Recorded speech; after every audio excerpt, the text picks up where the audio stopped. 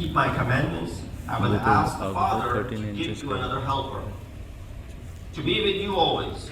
He is the Spirit of truth, whom the world cannot receive, because it neither sees him nor recognizes him. But you recognize him, because because the fact that he's similar to me, that he lives with you and will be with you as well in this life. I'm not going to forsake you like orphans. I will come back to you one day. Things are entirely the belief that we have in Islam, right? That Hazrat Isa, Quran talks about it, that he was not ma salabuhu wa ma qataluhu. He was not killed, nor was he crucified. Rather, Allah subhanahu wa ta'ala, brought him to himself, or lifted him from that salib, if you want to call it, the cross, and shubbiha lahum, someone who resembled him was placed in his place. And Hazrat Isa will come back at the end of the time. That is a firm belief of Muslims as well. Then again in John 15, verse 26 says, when the companion comes, whom I will send from the Father, the Spirit of truth who proceeds from the Father, he will testify about him. That holds true as well. When Prophet came, he talked about Hazrat Isa ﷺ. In fact, Quran talked about Hazrat Isa ﷺ. So Prophet had no worries speaking in this fashion, especially when there were Christians around him. Similarly, in John 16, verses 7 to 8, it says, I assure you that it is better for you that I go away. And Isa wants to leave. If I don't go away, the companion won't come to you. But if I go, I will send him to you. Meaning what? That he has to be delivered to you, and it will only happen once I have left you. So many Christians are unaware that the true spirit of reverence which Muslims display toward Hazrat Isa ﷺ, and especially toward his mother, Hazrat Maryam salamullah alayha, it springs from the fountainhead of their faith as prescribed in Quran. So many ayat, I can't even bring all those ayat to you. Most do not know that Muslims do not take the name of Hazrat Isa without saying alayhi salatu wassalam. Peace and blessings be upon him. We were not supposed to mention their names without saying alayhi salam or alayhi salatu wassalam. Therefore, Jesus is in Quran. Quran mentions the name of Hazrat Isa 25 times. The word Masih, which again refers to Hazrat Isa, 11 times. Isa comes from the word Yasu, which means the one who is the Savior, Nijat Dahande. Masih is Christ. Quranic titles of Hazrat Isa ﷺ in these 25 places when he is mentioned, though Jesus is mentioned by name in 25 places, Quran also addressed him with respect, called him as a title of Ibn Maryam on numerous occasions, called him to be Son of Mary, called him to be Al-Masih, called him to be Abdullah, called him to be Rasulullah, the Messenger of Allah. All of these are different titles that are used for Hazrat Isa ﷺ. He's spoken of as the Word of Allah, Kalimatullah, right? In many ayat. As the Spirit of Allah, Ruhullah, in many of the ayat of Quran. As a sign of God. And numerous other epithets which are used to honor him, over 15 different chapters in Quran. That's not how much our Prophet is mentioned in Quran, not nearly close to how much our Prophet is mentioned in Quran. The Quran honors this great messenger of Allah. Over the past 1400 years, Muslims continue to hold Jesus as a symbol of truth and honor. Therefore, Prophet Isa, from the perspective of who other than Amirul Mu'mineen, Ali ibn Abi Talib. Now, our understanding of the Kalam of Masumeen, we look at the Kalam of Masumeen and we hold it, exactly right next to Quran. Not above Quran, but right next to Quran. Because that is the reason, those things that are obligatory upon us, wajib upon us, those things which we keep close to ourselves, which we take from the teachings of Quran, we find so much similarity in the Kalam of Masumeen regarding that as well. Therefore, we've been doing the tafsir of Nahj al-Balagha on Sunday mornings for the past almost 2 years now. We're up to sermon number 33. We're starting sermon number 33 this weekend, inshallah. In Nahj al-Balagha, one of the reasons why it was an attempt to familiarize ourselves with this text. Many of us may have skimmed through this book, Nahj al-Balagha, or read khutbas here and there, shared some of the short sayings here and there, read a few letters of Imam Ali, but nobody can really say that I have completely immersed myself and dived into this book of Ahl-e-Bait. It is a treasure. Baina yadayya. It is between us, amongst us. It's a treasure. But yet, we have not been able to fully read it, let alone then ponder in it. Right? Therefore, this was an attempt. Many of the scholars of the past have done that. I'm not bringing something from my own. I'm basically retelling what was told by the previous scholars in a plain, simple language. In this Nahj al-Balagha, in sermon number 160, we're on 33, so it'll take us a while before we get to 160. But sermon number 160 doesn't stop you from going and searching about it. Imam alayhi speaks about 4 or 5 different Anbiya. And he gives this description of Hazrat Isa alayhi. I want you to pay attention to what Imam says. The deeply ascetic life of Isa ibn Maryam. And in 13 short statements, he summarizes all aspects of the life of Hazrat Isa alayhi, to a life so extraordinary that merely imagining it is difficult for us, let alone living it. So that's something that I can't do. And just imagine what Hazrat Isa alayhi lived by, the principles that he lived his life by. It's a short paragraph. It's not a lengthy discourse by it. That was the beauty of Kalam of Masumeen. That's the beauty of Quran. Quran, when it speaks about a subject, 1 or 2 ayat, but short, concise, yet comprehensive. Meaning, does not leave out any details. Similarly, the Kalam of Masumeen is the same way. Short, 1 paragraph, as I said.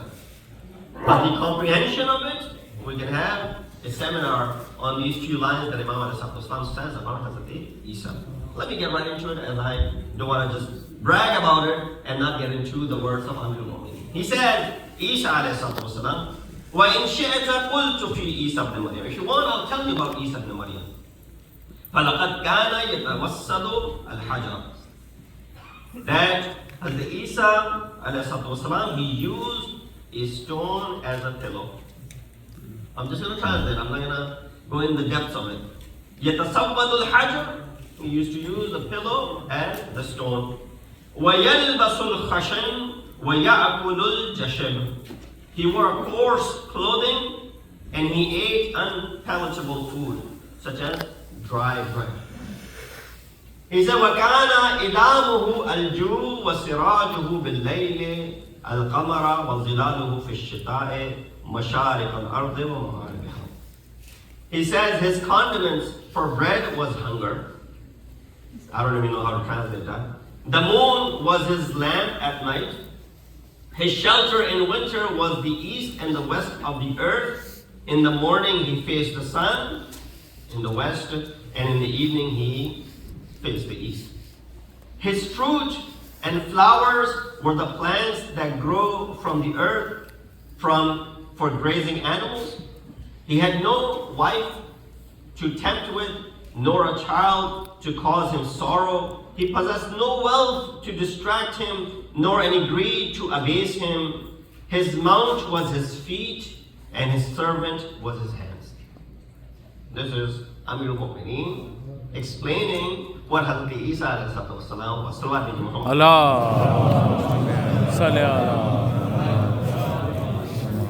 Again, Jesus appeared at a time when the world, was living or loving the elite of the children of Israel, were immersed in a life of luxury. You and I can relate to the time as well. Lavish living, richly adorned tables, opulent palaces, beautiful spouses, ornate clothing, and expensive mounts. Yes, all of those were the luxuries. And similar are the luxuries of today as well. Jesus والسلام, in order to warn all of them to turn their attention away from a life that was source of countless conflicts, turmoil, entanglement into chains of enslavement, toward a simple, rational, low-cost way of living, chose this difficult path for himself. A lot of times people preach to do this, to do that, but yet they themselves are not following their own commands.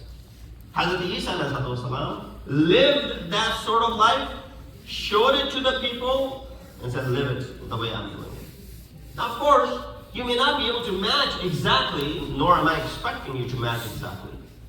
That's why we can find in the Kalam of Amir al-Mu'mineen as well, that when Imam saw someone trying to eat a dry bread, which was so hard that he had to use his knee to break it, Imam scolded that person.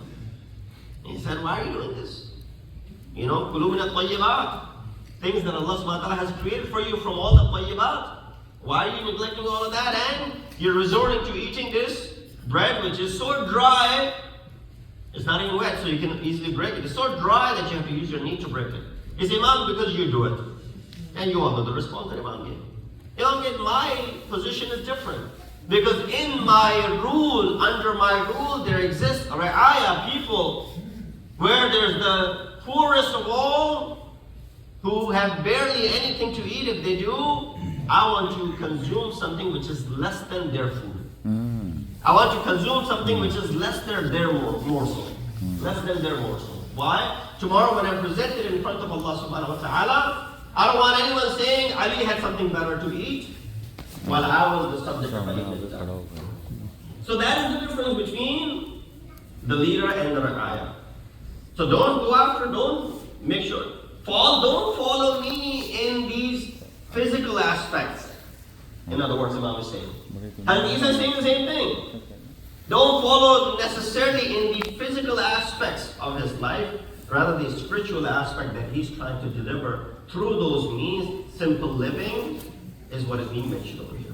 Therefore, we see, since the fundamental causes of human hardship and the various forms of humiliation to which people submit can be summed up in a few things. Number one, luxurious houses, beautiful and temptation-filled spouses, costly children, wealth whose preservation and accounting bring immense suffering and misery along with it, expensive mounts and servants, each of which occupies a portion of one's thoughts and distracts them from everything else, or distracts them from something which is far more important, for which Allah subhanahu wa ta'ala has made the purpose of this life. Hazrat Isa turned away from all of these things and freed himself from every such attachment. Because every time one of these things are attached with you, you're constantly wondering and thinking about it. Now, some might say, well, are we trying to promote celibacy? Are we trying to promote that you should not get married and you should not have any children because, that temptation there, and then children are costly and all that stuff? No, that's not what is being promoted here. Hazrat Isa chose that life for himself, and that is the reason in the Christian world, celibacy is something which is honored, right? And that's why their religious leaders, they don't get married, or they try not to get married. And similarly, when it comes to children, they stay away from living. This is, if you get married, then you have indulged into, corrupting yourself, for example.